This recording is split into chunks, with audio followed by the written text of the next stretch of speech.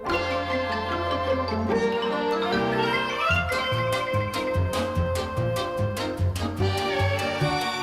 everybody, it's Chris Eads, known online as Wootini, here with another one of my Gay Gamer video podcasts.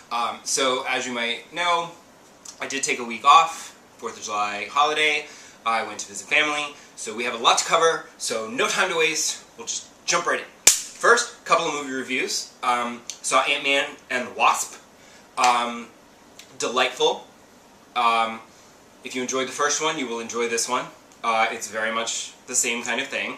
I actually found it rather refreshing that there isn't like a bad guy, so it's not good guys versus bad guy. There is a villain, but it's like a secondary villain. It's kind of unimportant and almost isn't necessary. But the basic plot is a rescue mission where there are a few complications. So it was just kind of refreshing. It was very different from, it's a nice, refreshing change of pace from the usual Marvel movies. It's just fun, it's lighthearted, and they do such amazingly clever things with the shifting size of things and constantly growing and shrinking, and it's just very clever, it's very funny. I do love the Ant-Man movies. They're one of my favorites. So I enjoy and I recommend. I also saw Won't You Be My Neighbor, the Mr. Rogers documentary. It's in limited release, and I had been wanting to see it, and I finally went, and I can't recommend it highly enough. I needed to see something uplifting, something that reminded me that there is good in this world, but I was unprepared. I did not bring tissues. If you see this movie, bring tissues. A bunch of them.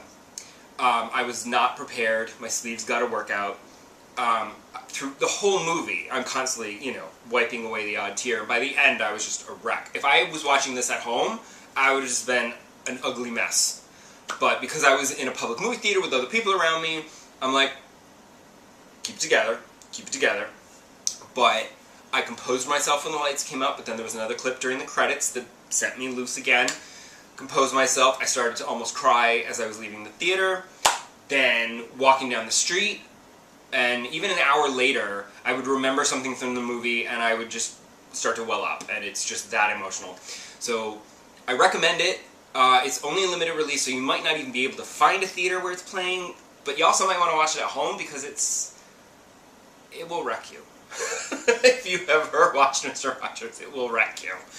As for gaming, as you know, I was very excited to go visit my family in Massachusetts because it's a long-ass bus ride, but now I have my Switch, and I can play LEGO Marvel Superheroes the whole way.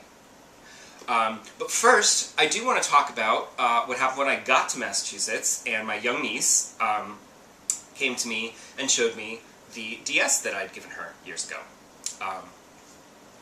Years ago, I brought my old red lid DS and a bunch of games that I either was never going to play because they're I had gotten them for free, and they were a girl's hair salon game or something. I'm like, I don't, but I also gave them games that I won't play anymore because I have a new version, such as a Style Savvy or Animal Crossing.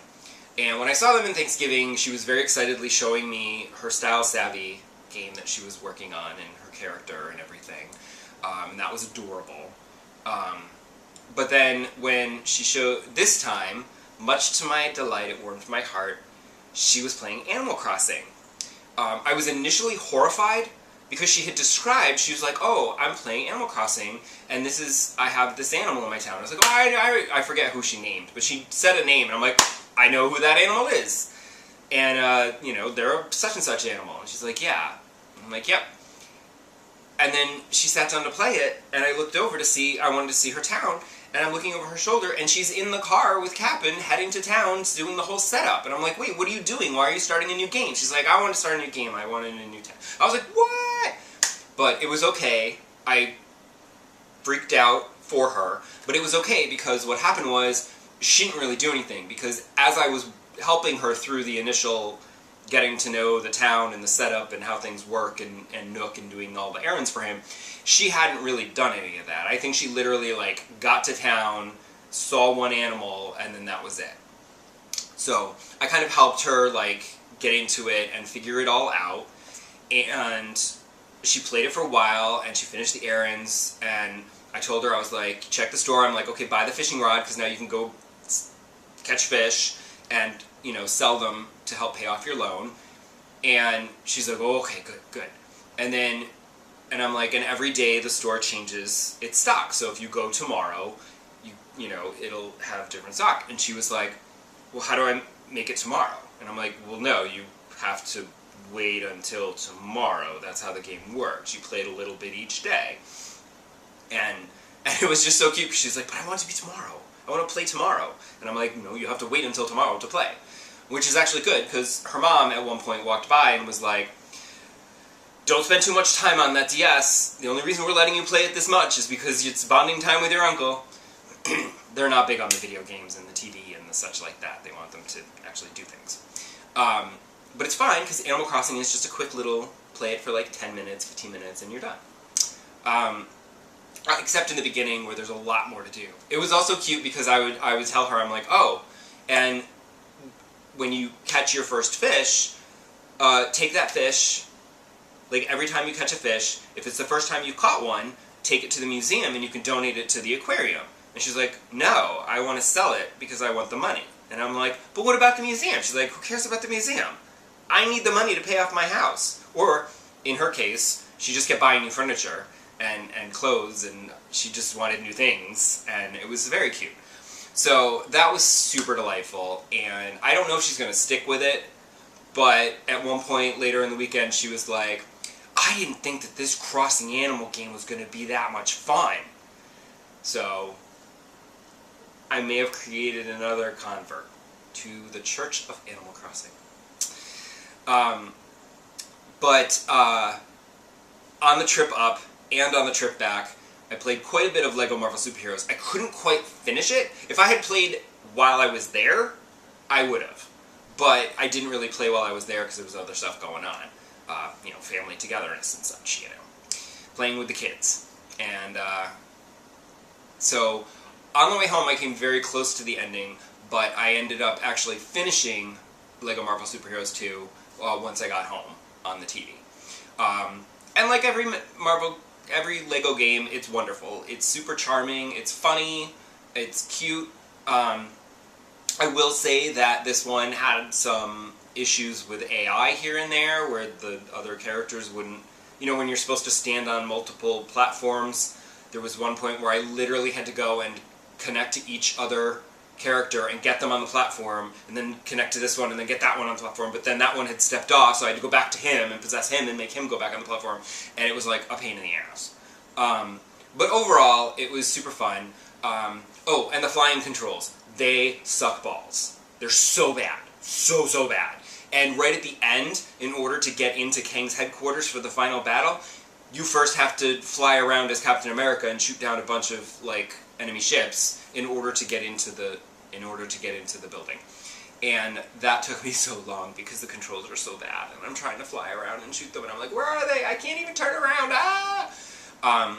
But overall, it's fun. And I also enjoy that after you finish a LEGO game, it is literally like, you're at like 25% completion when you finish the story. Because there's so much else to do. There's like races that I'm never going to do. But every so often, if I just need like a relaxing game, I will totally just like plug it in and be like, alright, let me just run around and like do some random like puzzle that, you know, and do like one little side quest thing or something and get a gold brick. It'll be cute and fun. But I was eager to finish that, even though there's still a lot left to do, because like I said, I'm only at like 26-27% completion. There's still a lot left to do in there, and a lot of characters to unlock and such, and I didn't go back to free play everything, every level. Like you've got to go back to free play every level in order to unlock more people and stuff, but then there's this whole open world that you can explore with all kinds of little mini side quests scattered all over the place. So there's a lot to do. So that'll keep me busy for a while, but I wanted to put it aside because Wolfenstein 2 came out, and I really wanted to get that. I had a little trouble finding it, actually. I went to a Best Buy, and they did not have any. So I checked online to see if the next, that was the NoHo one. And the one on 14th Street, it said it had some copies. So I said, okay, I'll go and do that. And I was going to actually buy it on my phone and, like, pick up in store, but, like, I could actually be there in, like, 10 or 15 minutes, and they probably wouldn't even have processed my order by then. So I was like, I'll just go. If they've got a few copies left, they're not going to sell those 3 copies in the next 15 minutes. But I got there, and they didn't have anything on the shelf, and I didn't see any in the end cap, and this very cute boy was like, can I help you? And I was like, yes, I'm trying to find Wolfenstein. He's like, yeah, we still have some copies, let me go in the back and find it. And he went in the back, he couldn't find it, he went over there, he couldn't find it, and then somebody was like, oh, did you check over here in the back? And it turned out they were, like, in the back in a box of stuff to go out on the shelf that just hadn't gone out on the shelf yet. So, but I did finally get my copy, and it's surprisingly good. Like, I mean, I knew that the game was good because all the reviews were good. I mean, the Switch port. Obviously, the graphics aren't as crisp and detailed, and the textures aren't as, detailed as they would have been on the PS4 or the Xbox One. And I know that I could have gotten it for those systems much cheaper, but I wanted it portable. I wanted portable Nazi killing. So, it'll just help me finish it faster if I can play it on the train and such. When I started the game, I started it on the TV, and that was great. And then I finished, like, the whole, like, prologue section, and then I got to the point where, okay, you're now just exploring the U-boat that's your home base, and you're just going to walk around and, like, talk to people and do stuff before your next Nazi killing mission. So I was like, this will be perfect.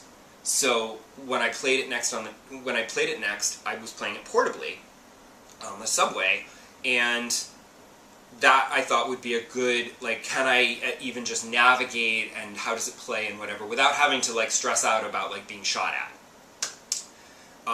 And it was great. Smooth as butter.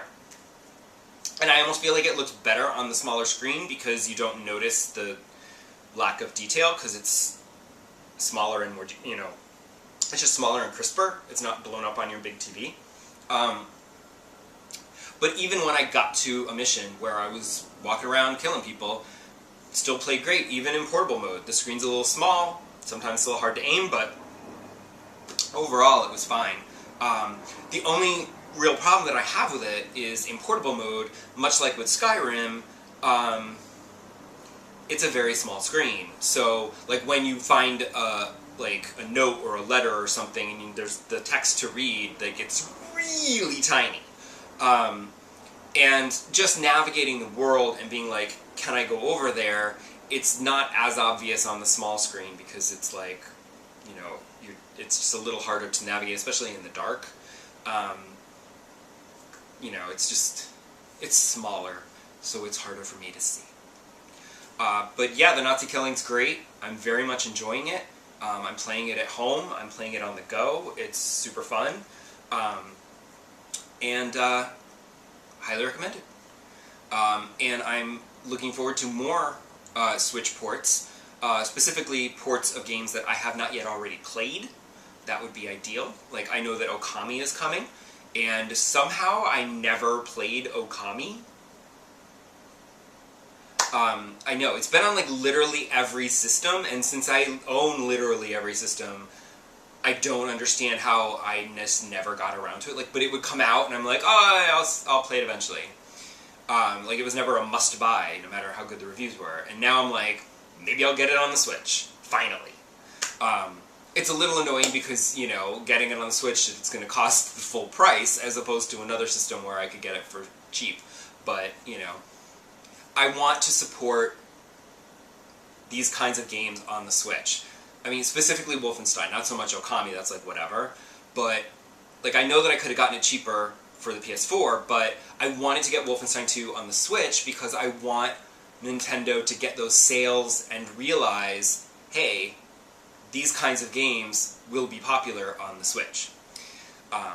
So, that's it for this week. I'm going to call it quits now. I feel like I've run on a little bit long. I think I covered everything I wanted to talk about because there was a lot of game playing over the past couple weeks. And I'll hopefully have more Wolfenstein and maybe some other stuff to talk about in the next episode. So I will see you then. Bye-bye!